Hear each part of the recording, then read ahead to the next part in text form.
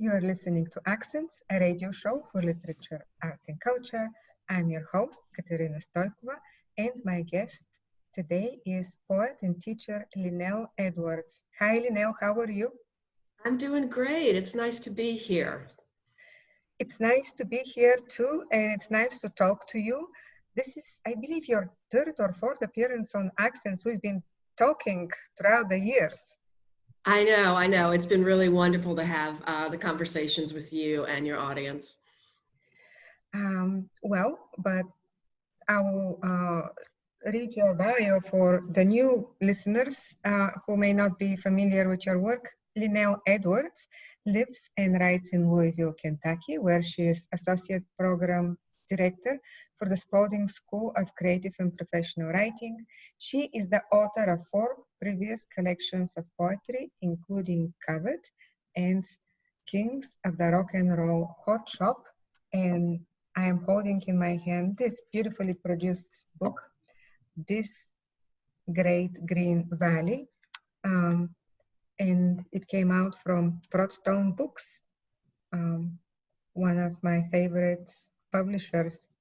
And this is a Kentucky book, right? And in many ways, very much so, yeah. I can say a little bit more about the genesis for the book. Yes.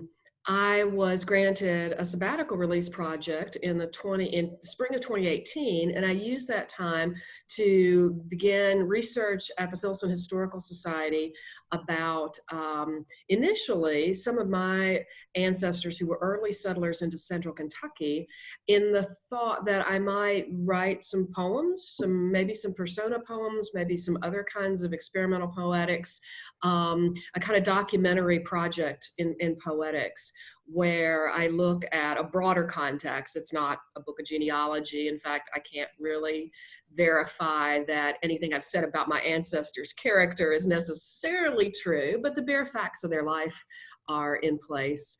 And discovered quite a lot about the pioneer era in Kentucky, which is the late 18th century, essentially pre-statehood, which is 1792. Which is a very interesting period and a very uncertain period.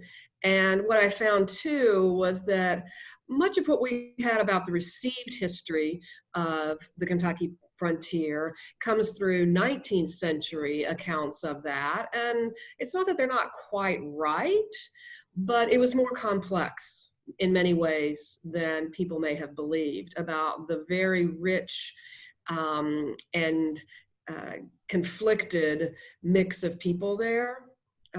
Certainly white settlers, a native population, and then the enslaved people that some of the white settlers brought with them.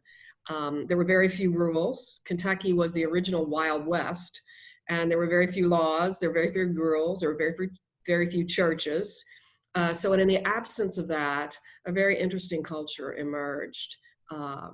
And it was really interesting to go back and read primary source accounts about some of the more famous stories and the more famous people that we associate with early Kentucky history, like Daniel Boone, like Richard Henderson, Simon Kenton, the skirmishes and wars with the indigenous tribes, and the nature of life in one of the stations for the white settlers there. So it was a fascinating project, really fascinating project.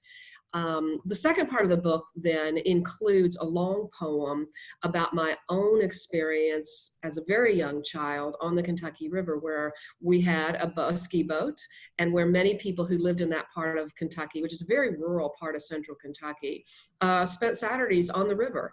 And I guess what was intriguing in the way that the reason that that part of the book is with this other stuff is because it's really almost in the identically same place. Where I grew up is probably 30 miles less by how the crow flies from where the earliest settlement of Kentucky took place. And my experience on the Kentucky River and my life in that same place, it felt like an interesting way to bring those two together, kind of close the loop on a particular time in history. So history, particular time of history, how much research did you do? So I did a lot of research. I had a sabbatical release, which was fantastic. So I would spend, the Filson Historical Society is not far from where I live in Louisville, and also not far from Spalding, very close to Spalding. And so I would spend 3 days a week there, where the staff there, the archivists are fantastic. And I would kind of research whatever I wanted. I felt like it was a real luxury. The Filson has research fellows there from all of the United States, but they basically have to come in a week and do everything they possibly can. And I could go and I could say, okay, I want to see all of the letters from this. And I could look at the letters and make transcriptions or a photocopy. And then I'd say, you know, this is really interesting. I'm going to find out what was happening on Beargrass Creek, or I'm going to see what's in this folder here about, you know, General McAfee, or I want to see these maps or these treaties.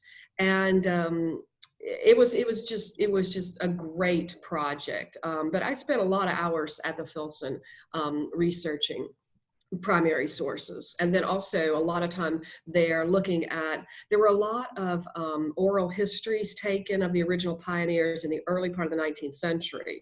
Some people realized that these people who were the first people into Kentucky, they're going to die, so we have to write down what happened.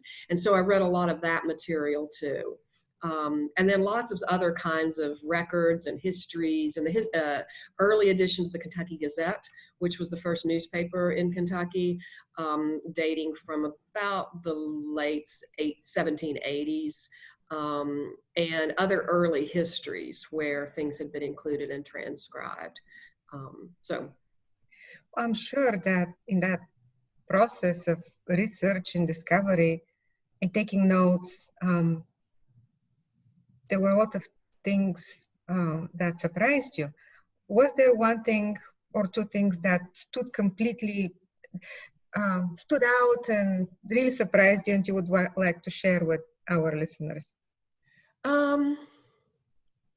So I was constantly surprised by things that were unusually personal glimpses of people. Those always surprised me. It wasn't like it was any big reversal of history, but it was always like a, oh my gosh. And one of the things I got, and this didn't turn into a poem, but it was just fascinating. I found the math book for one of my ancestors. The poems began with interest in the McAfee brothers, who were 5 brothers who were early into Kentucky. Like many white settlers in Kentucky, they had been given land warrants or grants for their service in the French and Indian Wars in the 1760s and 70s. So they had been given by the government 400 acres. They just had to go to Kentucky and get it. So I was doing research on the McAfees, and in one of the folders, I found this math book, and it wasn't even a book, it was more like a portfolio, and it was math problems. And here, you know, the young James McAfee, this would have been the son of one of the settlers, in 1804, he's doing his math problems. And 2 curious things. First of all, math problems and word problems are no easier, and they're just as awful as they are in English when you had to do them in 7th grade. You know, how many bushels of corn and this and this and this. And sometimes they'll use like George Washington as the main character in the math book. And the other thing that he had to do was he had to reckon the cost of something in both federal dollars, which was the new US colonial money, and shillings or English money. So it's like, wow, they're working in both currencies there, because this poor child has to figure out how much it costs for 6 bushels of corn, and he has to figure out in federal money and English money. So basically to keep the references to both worlds that he belongs to. Yeah, exactly. I understand that. Yeah, exactly, right? Yeah, and so he's had to figure that out, and you can see his little scribbles, and he's doing the math, and he's trying to figure it out, and he's, you know, 9 or 10 years old, and he'd rather go outside and play, because there's this beautiful place outside to go. So those sorts of personal examples were always really, always so fascinating, and it's just kind of like, oh, he was a real person. He was a real person, and he had to do math problems in federal money and shillings. The other overall thing, I think, was the interesting evolution of the question of the native people there, and how that evolves. In the early part of settlement, there's quite a lot of good feeling on both sides. And also in the early part, and now I'm talking from 1765 or so forward for about almost 30 years, there's a lot of attempted agreement and good feeling, and but eventually there's a lot of betrayal, and the native population is very much viewed early as kind of worthy opponents. And it devolves fairly rapidly as more and more people come into Kentucky. It devolves pretty rapidly and becomes exceptionally violent, just brutally, exceptionally violent. And I wasn't surprised at that. And the other thing I was surprised at is the incredible greed. What you see is people really thought they were going to get rich in Kentucky, really thought they were going to get rich. And they are going after as much land, and there is so much land speculation, it makes the worst sort of real estate moguls look like they don't even know what they're doing. And so there's tremendous greed to get land in Kentucky. And I was a little bit shocked at how violent and how greedy the settlement was. It's not a pretty history. Would you kindly read us from this book? Yes, I'd love to. Thank you.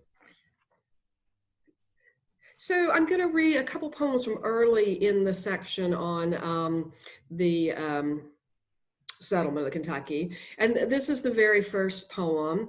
And it's in the voice of Jane McMichael McAfee, June 1739. And she and her husband come from Ulster, Scotland, to settle in Kentucky. And it begins with tragedy for them. All night on the waves rocking, the croup rattles our Malcolm's chest. All night I hear the wet sloshing in his breath's bellows, press him against my chest and feel the fever go cold. Morning I wind and wind him in his white sheet, release his body to the deep, commend his spirit, namesake of that chieftain what has spawned us all. We lift our prayers to salt spray and the peaks of waves, bow forward toward unrepentant shores. So they lose their little baby before they get to the shore. This is the second poem, and this is a really early sort of source. And there have always been, and it starts from very, very early in the 18th century even, legends that there is a lot of silver in Eastern Kentucky. And even still, there are people who swear that there is silver treasure there, that Native Americans have learned how to smelt silver, and there's a great treasure lode somewhere, that there are lost silver mines.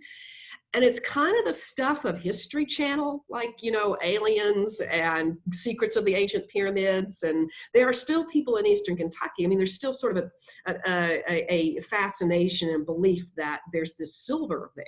And it goes, back to, again, Native American tribes did it. Maybe it belonged to the Vikings. There are legends out there that Vikings were into Eastern Kentucky. I mean, it's I don't think there's much credibility to any of it. But for me, that, and there were a lot of people, this is not known as well, that were after that silver. Like Daniel Boone was looking for silver. John Harrod, who's looking for silver. Everybody's looking for silver, and that doesn't much get talked about, but it's all there. And John Swift was some kind of privateer, adventurer or something, who's reported to have a journal, and he tells where the silver is, and everybody's following this. But what it gets at is really the greed that was associated with settling Kentucky and making great riches there. So this is called John Swift Warns You of What You Seek. And it's an epigraph from his supposed journal.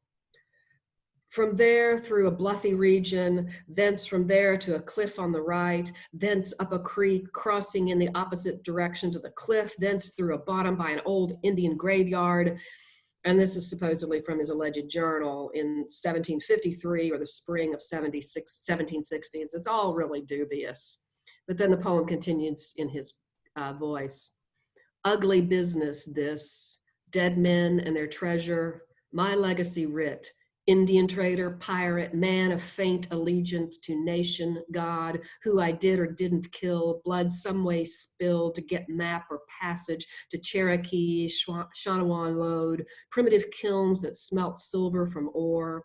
Boone, Filson, Herod, fevered with legend, disappear into this rough and cliffy country. Look for a peculiar rock where three creeks come together. Sign of a triangle, sign of a compass, sign of a trowel and square. Haven't I said enough? I am blind at the end, the dim work of mining, its fires and salts. Or a duel robs me of my sight, the other fellow his life. Still, I point men panting for wealth south or east by the feel of sun on my face. Some don't get back, none get rich. No furnace never found, nor counterfeit sack of English crowns. More?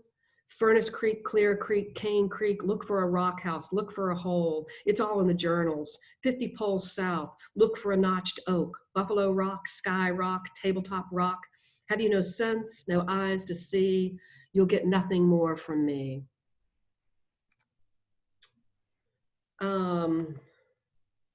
Let's see.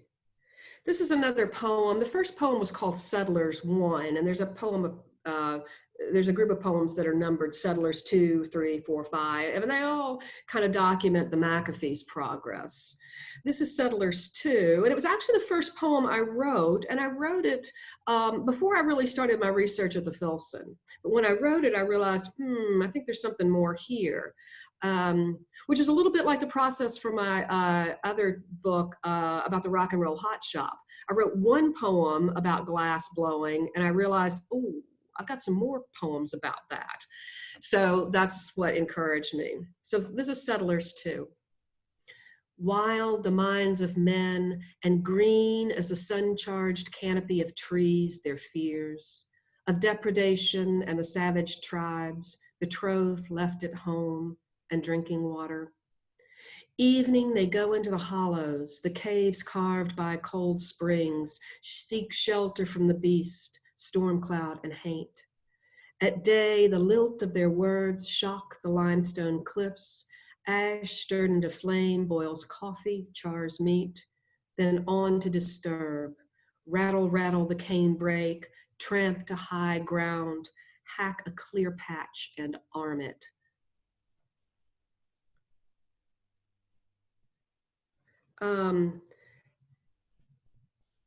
I want to read a poem that I think is a little bit of what I was doing in terms of trying to read between the lines of the earliest sources and also the 19th century accounts of sources. And there's a fairly famous story in Kentucky history, and I think it might be even documented in one of the murals at the state capitol, where Daniel Boone, his daughters have been abducted from where they were down by the river at Boonesboro. They've been abducted and taken by natives, and he and some of the other fathers and boyfriends or something go on the warpath, literally, to go get them. And it's a story of great heroism, and it is heroic. I mean, your children have been taken, you're going to go after them. But I imagined the mothers, and this, when I read what happened, I imagine it as one of those scenes where your children have done something so unbelievably stupid that cost them their lives, that when you see them, you want to simultaneously almost pop them upside the head for being so stupid, so very stupid, and grasp them to their chest. So the girls have done something stupid, really, by leaving the fort, and they are rescued. The other thing that is a little less clear is that all of the menfolk are so enraged by all this that they almost tomahawk one of the girls because they think she's also somehow a Shawnee or something. I'm not really sure. It must have been a scene of great chaos. So this is called The Mothers of Elizabeth and Frances Calloway and Jemima Boone Embraced Them Upon Their Return from Capture by Indians, July 17th, 1776.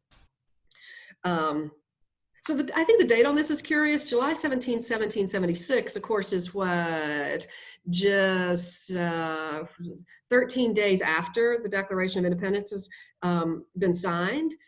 And the people in Kentucky have no clue. They've got way other things to think about. They have no idea what's going on in the colonies with the Revolutionary War. There's just virtually, in Kentucky, it's a whole other thing happening. All right, so this is the mothers. How pressed by the heat were you that you thought it safe to wander toward river's bank, there to launch our light canoe, dare each other to tip it? How enchanted, laughing at your game, that you didn't hear the savage on his path. Haven't we always, always warned you with one ear toward the meadow's edge and one ear toward the station bell to bend? And how long do you suppose he and his band lay at their leisure, watching you, watching the laces loose at your breast, your hair tumbled from its cap in the heat? Do not protest that you were clever as woodsmen to snap twigs, leave your marks of ripped hem, ribbon. Do not think it but God's providence what saved you. These boys, these yet smooth-skinned boys, hot warriors in pursuit of their beloveds, as though they yet know what love might suffer. To rescue their maids, so they flew, and so too your fathers, their eyes blurred with rage and fear did follow. Do not think you are others still than foolish girls, even as you have had your trial, your 3-day tramp through this desolate wild, even as you, Elizabeth, countenance grown dark from the sun, eye and cheekbone shadowed in fatigue, a red kerchief wrapped like a primitive crown around your brow. So but a father's hand, such a beloved, would have cleaved your skull, thinking you a long-haired savage, unholy creature meant to ruin his maid. So you can bet they did not go outside the station anymore. I'll read one more from this section. And this is one of those ones too. This is what was a kind of a well-known story, but there aren't really any names or particular people. So you almost wonder whether or not it was kind of legend. It's and it concludes the section on the pioneers because it kind of ends much further into the future. As you'll see, it takes the body of the poem takes place in the pioneer time, but it ends further away. And so this was a story or a tale. There were a lot of, in the 19th century, sort of tales of the Wild West, tales of Kentucky, frontier tales, and they were all positioned kind of as adventure stories for boys. And they were 19th century versions, and this is one that I sometimes read. And it's called As the Boy Grows, So Grows the Tale. How he had heard the gunshots on a warm afternoon while he and his friends foraged for chestnuts far from the station.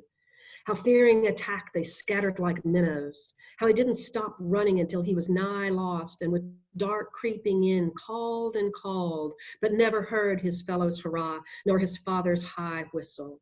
How he crawled into a hollow log, moss pulled up for a blanket, and how he slept that night and the next night, and then 10 nights, wandering from rock house to root, to smooth bank of a creek bed, nose to chest like a fox or a bobcat, gathering herbs and leaves, tiny bitter berries, what sustenance might carry him one day more, How he caught a glittering fish with his bare hands, but twisting it so, it cut him and he threw it back. And how he was never, ever afraid. He will say to his grandsons, wide-eyed on the rug, mug of milk in their hands, never afraid, not even when he saw two bright eyes shining from a tangle of laurel. Was it a bear? He will ask them, drawing closer, or an Indian? And the boys will cry out when he laughs, their hearts beating like birds, startled at the wild thing he had once become. These are so lovely, Lynnell. I was wondering if you could say a few words about the titles in the first section. You know, they're so wonderfully grounded. I mean, in details and dates. And I don't know, what would you like to say about that? The title? Well, so the titles of the poems, basically making the. So the titles. A book like this of documentary poetics has a lot of work to do in terms of bringing the reader along with the history who might not otherwise know it. So sometimes there are a lot of footnotes. If you think of Frank Walker's books, he often has some footnotes and references to explain things that he thinks even educated readers might not be aware of. And in that regard, also titles and epigraphs can do a lot of work. And so I decided to use titles. And also the titles have, I don't know, you know, if you have read any or much 19th century sort of popular poetry, not 19th century poetry like Emily Dickinson or Walt Whitman or who we think of as the important poets of the 19th century, but the stuff that was more local and popular, they have this really, they invariably have these expository long titles. Poem in which the author laments the loss of his love upon the waves, and these long titles. And so I thought, well, you know, I'll do these long expository titles and they will provide some information for readers so that, for instance, and then the dates helped me kind of make a decision about how to order these. So that goes from the earliest, which is Jane McMichael McAfee coming over in 1749, or I've forgotten the date now, 1753, and on the boat, essentially. And then they end with, those poems end with, that one takes place probably, if the little boy was lost in the woods in 1790 at 10 years old, and now he's a 70-year-old grandfather, that puts that poem basically around 1860 or so when he's talking to his grandson. So much further along, and I liked the way that ended. It sort of ends with a little boy. Thank you, Lynnell. Please read us some more. I tell you, I'll read one short passage. I'm not going to read the entirety of the long poem. It's about a 9-page long narrative poem. And it's where the title comes from. I'm not going to read that part, but the title comes from a reference in this long poem to how I lived in this great green valley. And of course, you live in Lexington. You know how beautiful central Kentucky is. It is a great green valley. And if you've ever been on the Kentucky River, in the part of it from, I don't know, about Frankfort through Boonesboro, it's just beautiful. I mean, there's these high, beautiful Palisades, and there's, you know, bottomland that's rich, and it's just beautiful part of the state. I mean, all of Kentucky is pretty, but we're always partial to where we lived. So we spent time when this takes place kind of at the edge of my earliest memories. I'm 5, 6, 7 years old when some of this is taking place, and we would launch our little boat. And we would boat up and down the Kentucky River. And it was a big deal. It was what people did. There were a lot of people, if you can imagine that, boating on the Kentucky River. And I learned to water ski, and we would take a cooler. And so I'm going to read just a short section that I think gets at the long history of this great green valley, and the people that were there and are still there. So this is about 1.5 pages into it. One Saturday, my brother and I sit in the open bow of our Starcraft outboard, brace for the roar and plain, smile into the wind.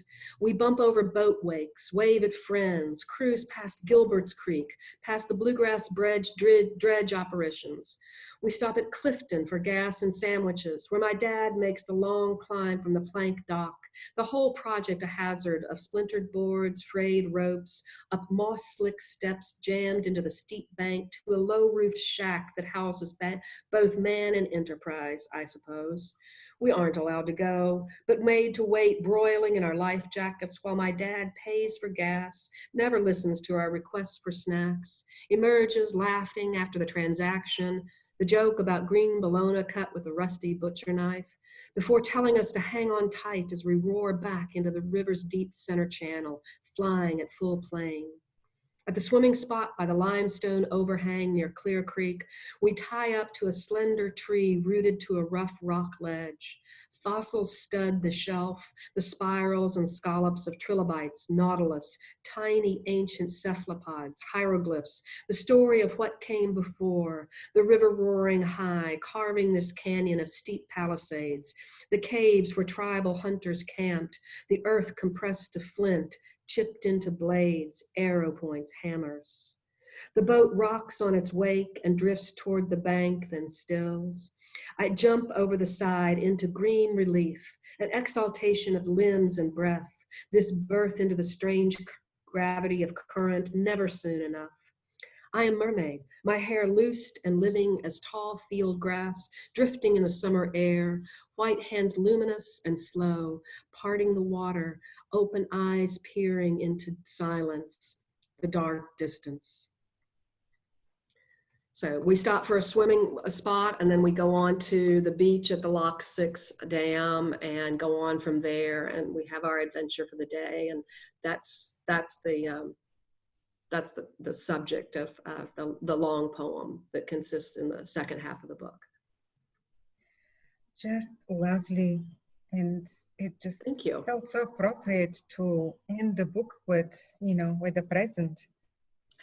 Yeah, it's the near past for me. So sadly, I was 6 years old quite a long time ago. But it's in the big scheme of history, because that poem reaches back to the geologic time of the Kentucky River being formed, which is to say it's in a very deep canyon now in places. If you've been in some of those areas around Frankfort and as it winds through where I lived in Lawrenceburg and on to Boonesboro, there are very high palisades that once the river was up there, and there are fossils in all the limestone. Where you can see that geologic history, and then moves into, the 18th century and the earlier, where there would have been hunting parties all through Kentucky using the river to navigate and camp. And so, yeah, in the big scheme, it does end in the present. And it's, as a Kentucky book, yes. How important was it to have a Kentucky publisher? I really liked the work that Broadstone was doing. I'd seen some of their chapbooks, and they do have a national reach. I mean, they have authors in Oregon, where somewhere else I've also lived, but also into the Northeast. And Larry was just doing beautiful books. But I also realized, if it weren't for the pandemic, this book came out May 1st officially. So it's been difficult to get it out to the places I might have been able to. I do think that this has a regional appeal.